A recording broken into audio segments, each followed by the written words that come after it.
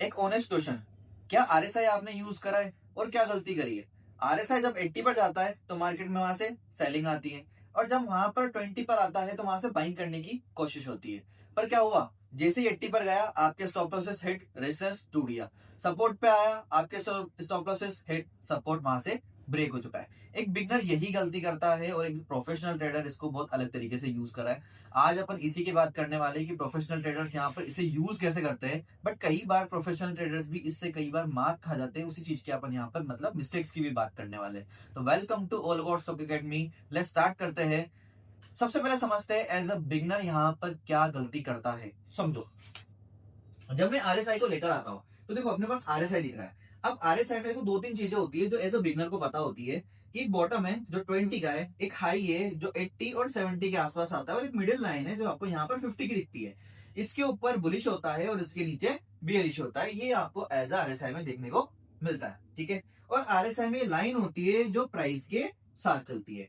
But आज as a beginner को यही पता है जो उसने बुक्स में पढ़ा है कि यहाँ पर जो आरएसआई है वो प्राइस को मैटर करते हुए चलता है कि प्राइस अगर नीचे आएगा, आरएसआई अगर नीचे है तो वो बाइंग करेगा। प्राइस अगर ऊपर है, आरएसआई ऊपर है तो वो सेल करेगा।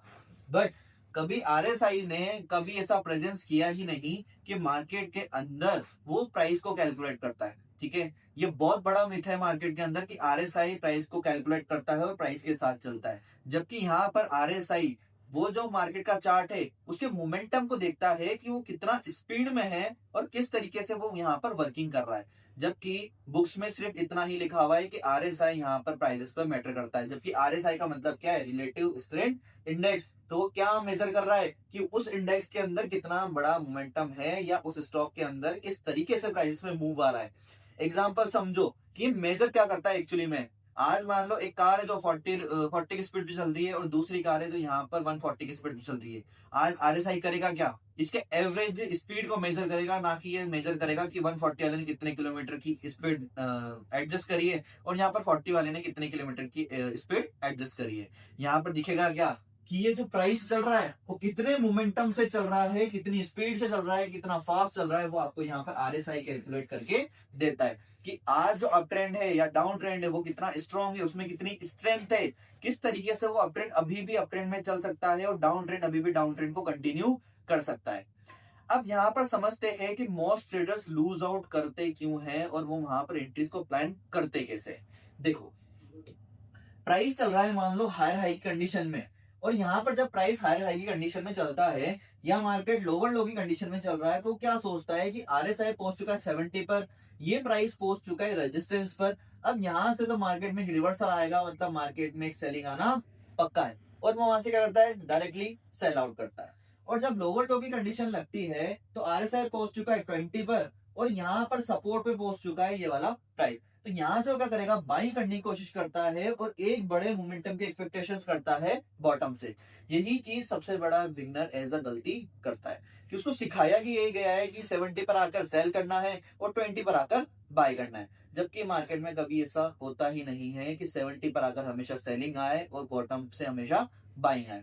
ये चीज आपको यहाँ पर आरएसआई में देखने को मिलती है। अब करना क्या है कि एक प्रोफेशनल ट्रेडर कैसे इसे यूज करता है, कैसे वो इसको पढ़ता है और फिर वो अपने मार्केट में वर्किंग करता है। समझो, अगर आरएसआई हायर हाई की कंडीशन अप्लाई कर रहा है तो सबसे पहली बात, अगर आरएसआई 70 पहुंच जाए या उससे भी ऊपर 80 की तरफ चला जाए और ये इसके रेजिस्टेंस पर है, बट एक प्रोफेशनल ट्रेडर कर क्या रहा है? वो आरएसआई पे भरोसा नहीं करेगा। वो क्या करेगा यहाँ पर कि अगर 70 या 80 पे, मतलब जो अप ट्रेंड चल रहा है वो अभी भी स्ट्रॉन्ग है, उसमें अभी भी स्ट्रेंथ है कि वो उसे कंटिन्यू कर सकता है, तो वो क्या करेगा? जब तक हायर हाई की कंडीशन लोअर लो में ना चेंज हो जाए, मतलब यहाँ पर कोई चेंज ऑफ कैरेक्टर ना बने या मार्केट बुलिश से बियरिश में शिफ्ट नहीं होगा, तब तक वो वहां पर उस प्राइस एक्शन में बैठा रहेगा और वो वहां पर डाउन साइड मतलब रिवर्सल की एंट्री, ट्रेंड के अगेंस्ट में कभी भी एंट्रीज को प्लान नहीं करेगा। वैसे ही जब मार्केट में लोअर लो की कंडीशन लगी होगी और प्रॉपर आरएसआई 20 के आसपास होगा तो मार्केट में वो रिएक्ट करेक्ट की एंट्री नहीं प्लान करेगा।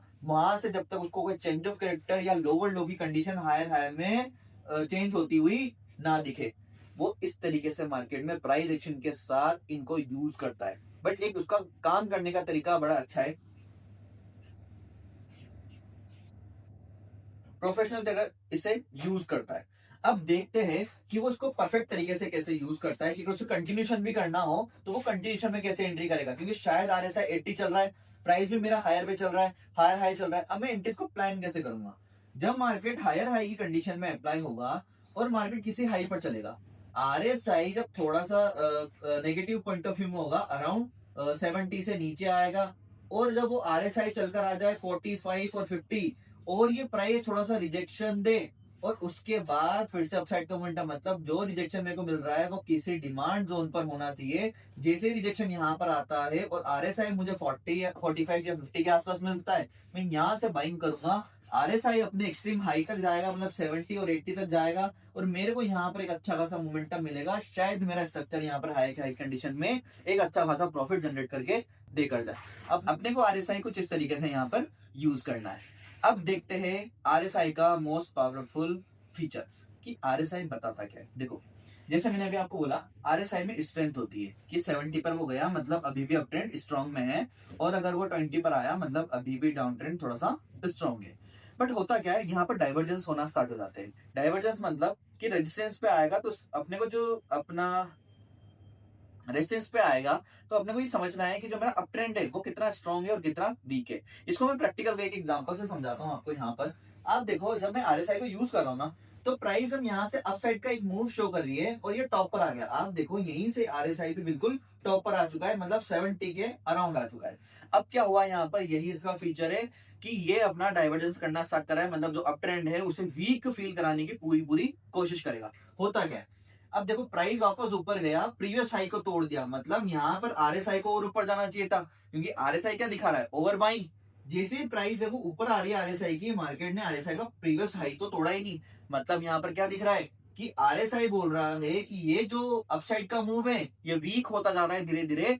अगर RSI यहीं पर हाई तोड़ देता, मतलब अभी भी जो अप ट्रेंड है वो बहुत स्ट्रॉन्ग है, और शायद इस हाई को तोड़ने के बाद मेरे को एक स्ट्रॉन्ग मूव अपसाइड पे देखने को मिलता। बट ऐसा नहीं हुआ। जैसे ही अपने को यहाँ पर RSI पहले वाले हाई को नहीं तोड़ा, तो सीधा RSI ने एक अच्छी खासी, मतलब प्राइस ने एक अच्छी खासा मोमेंटम डाउन साइड पे किया है। यही RSI का रियल मोटिव है कि RSI आपको वो अप ट्रेंड या डाउन ट्रेंड है उसकी स्ट्रॉन्गनेस बताता है, कि अप ट्रेंड अभी भी कितने स्ट्रॉन्गनेस में है और डाउन ट्रेंड अभी भी कितना स्ट्रॉन्ग है। ये चीज आपको RSI से यहाँ पर हेल्प करती है। सबसे बेस्ट वे है कि अगर 50 के आसपास कहीं पर RSI है और कोई आपको यहाँ पर डिमांड जोन दिखता है, तो आप आराम से उसको बाय कर सकते हो। यहाँ पर यही एग्जांपल है प्रोफेशनल का, कि यार एज अ सपोर्ट अपने पास यहाँ पर है। प्राइस भी यहाँ पर देखो, आप कैलकुलेट करोगे तो प्राइस 70 से चलकर नीचे आ रहा है, ठीक है। जैसे ही प्राइस में कहीं ना कहीं एक अच्छा मूव आया, RSI 40 to 45 के जैसे ऊपर आना स्टार्ट किया, मार्केट में अच्छा खासा मूव दिखा है प्रीवियस हाई की तरफ, और RSI भी अपने 70 के लेवल तक चल कर आया। इसका मतलब अपन प्रोफेशनल तरीके से इसको यूज करेंगे और डायरेक्शनली यूज करेंगे, कंटिन्यूशन के साथ यूज करेंगे, कभी भी reversal point of view upon RSI में नहीं ढूंढेंगे, ठीक है। तो अगर आपको यहाँ पर टॉपिक अच्छा लगा है, कॉन्सेप्ट अच्छा लगा है, तो लाइक करना, सब्सक्राइब करना, और अगर कोई टॉपिक हो जिस पे आपको वीडियो चाहिए डिटेल में, तो कमेंट करना। नेक्स्ट वीडियो कंपल्सरी टॉपिक पे होगी। Thank you.